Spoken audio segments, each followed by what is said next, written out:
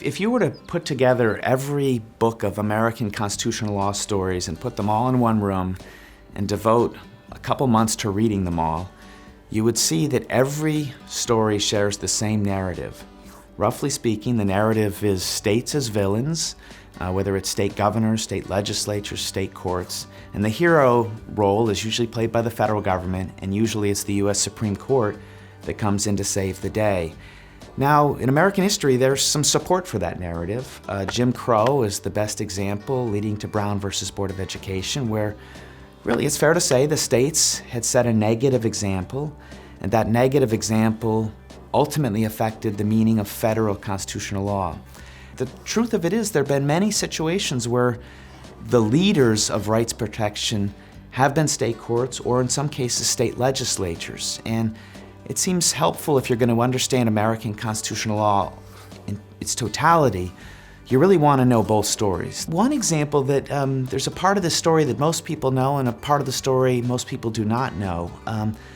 The Eugenics Movement was a rather unfortunate episode, lasted about 75 years. It was thought that there were good genes and bad genes, and having people with bad genes breed less would help society. Having people with good genes breed more would help society. So the upshot of the eugenics movement was the passage of state laws that allowed states to involuntarily sterilize individuals who had either mental disabilities or had violated criminal laws. Now, the part of that story that most people know is that led to the decision in Buck versus Bell in 1927, an 8-1 decision written by Oliver Wendell Holmes, upholding these involuntary sterilization laws. So that's a case by the verdict of history where we would all agree the U.S. Supreme Court got that one wrong.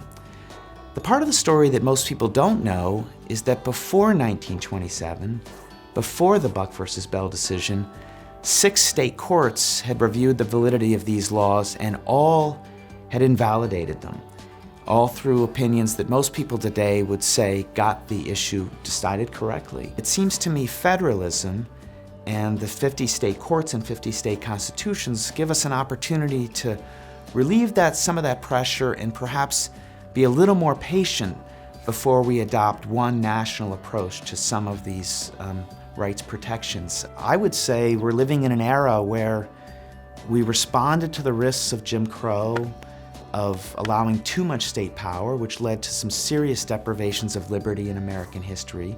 At times, it will be appropriate to nationalize a right, to resolve certain disputes nationally, but I think it's dangerous to be impatient about that because the risk is you'll too quickly, too precipitously nationalize the right and perhaps pick the wrong interpretation.